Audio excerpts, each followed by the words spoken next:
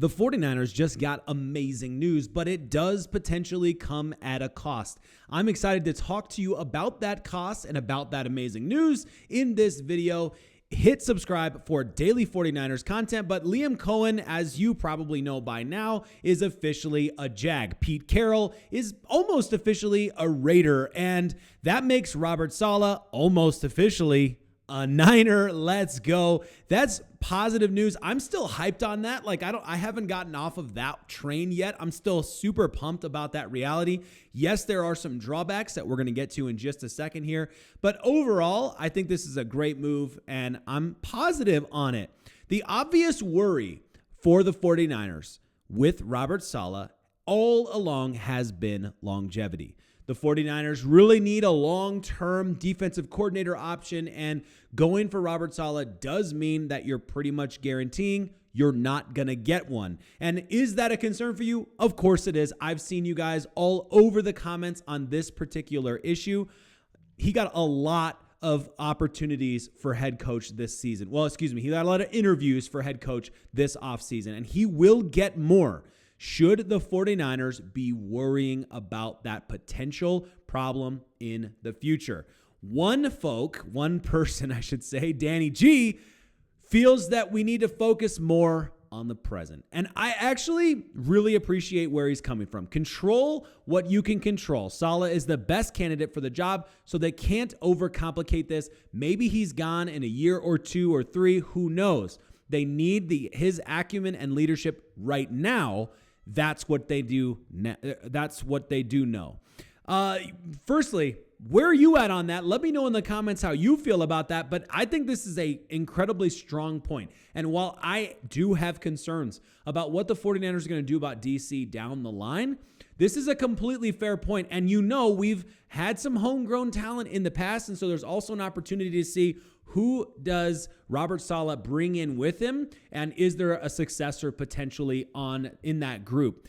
David Lombardi was in agreement with this tweet as well, saying exactly, by aiming to build the best coaching structure for right now, which involves encouraging advancement, you maximize your chances of fostering a culture that succeeds in the long run. In some other words, Bill Walsh 101.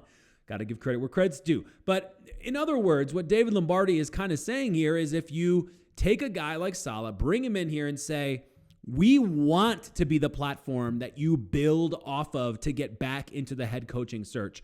We want that for you. Then Salah's going to go out there, get his best effort, get his best opportunity, and put his best foot forward. So you're going to get the best out of everybody, right? If you bring in guys under Robert Salah, this is now me talking, not David Lombardi, but I think if you bring in guys under Salah who could be potential successors, there's a good opportunity there to have somebody who takes over from Salah and kind of keeps things rolling. I think there's another advantage to Robert Salah we haven't talked about. I'm going to get to in a second here. But there was one more tweet from Akash that I wanted to get to.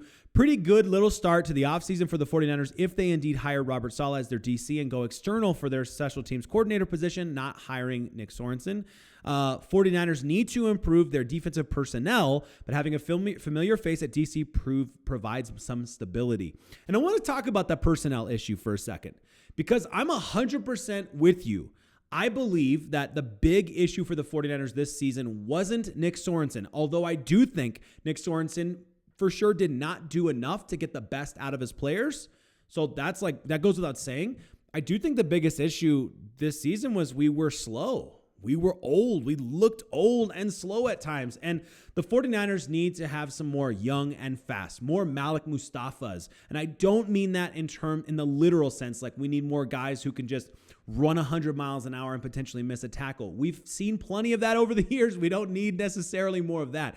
But I do think we need that speed, we need pace, and we need energy. And our defensive line is where it starts. I think we need whoever's going to go opposite Bosa. And that's no disrespect to all of the guys who have tried going opposite Nick Bosa the last couple of years. Whoever goes opposite Nick Bosa needs to be incredibly athletic, powerful, and fast. Very fast. That's what I want to see. I want to see speed on the other side. I don't think we get that from the stand-up style that we've been seeing this year. But whatever the case is, let's move on to this conversation about Salah and kind of what he brings, because I do think there is a solution there. I first want to go back, and this has been floating around. Coach Yak is the first person I saw post it.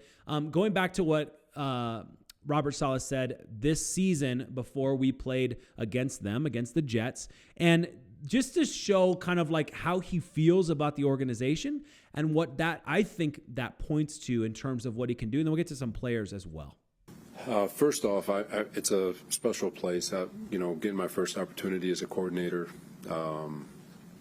took over a not so great defense, and we were able to build that thing, and bring in guys like Fred Warner, Bosa, Armstead, Buckner, Jimmy Ward, Tart, K'Wan Williams, DJ Jones, Greenlaw. There's so many guys. Eric Reed was there for the first year. I'm sure I'm missing guys, but D Ford, Ronnie Blair, if you like winning, if you like Ronnie. But no, there's so many guys, so many coaches. I'll forever be indebted to the Shanahan family. Papa Shanahan, who had a tremendous influence on me. Kyle, obviously, challenging me every day to look outside the box. John and his tutelage. I mean, it's just an elite organization. The York family and the way they operate day to day, I think it's a class organization, and forever indebted to them. Absolutely love it. And it should fire you up. I think it fires me up. Maybe you disagree, and that's okay. You're more than welcome to let me know in the comments. I always welcome the disagreements. I think that this is a good sign, firstly, in how he views it. I know you guys can always make the claim that it's like, oh, it's just coaches saying what coaches say. That's, we said the same thing about general managers saying what general managers saying, yada, yada, yada. That's fine. Like, if you want to just say that's all it is, that's okay. I don't believe that's all it is. I believe that there is a genuine connection between Robert Salah and this organization, and I think there's a win there in terms of him coming here with confidence, knowing what he can get, knowing what he can go for, knowing where his voice is heard, but also coming with more experience and kind of a little bit, I don't know, there's an unburdening, I think, coming from the Jets head coaching snafu situation that he's been dealing with to coming back to being a coordinator and being with his family. Like, I think this is a really good opportunity. Now, there was a really interesting comment. I've seen many of them like this, so I wanted to get to this tweet. Actually, this was not a comment, but I've seen many comments like this. And what does Robert Salah potentially bring from the New York Jets? Does that connection he's built with several players for the New York Jets lead to anything? Does it lead to other guys potentially having a shot of being 49ers? And these are just some folks that this is what 49ers media said. If and when Robert Salah hiring becomes official, there are a few free agents of the Jets I'd look for the 49ers. I think DJ Reed would be too expensive, so I'm going to disagree with that one.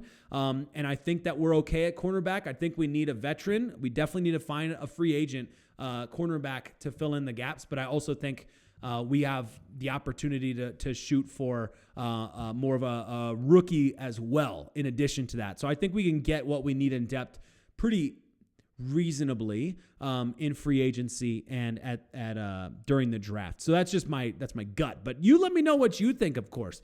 And in addition to that, if you got Ashton Davis, Jamie Sherwood, and Tyler Conklin, I mean, I would love to have a real good pass-catching tight end. I'm not sure if we're getting that outside of the draft this year. I think the draft might be our opportunity for that. And we have whiffed on that, namely a young man from Alabama who recently signed with, who did he just sign with?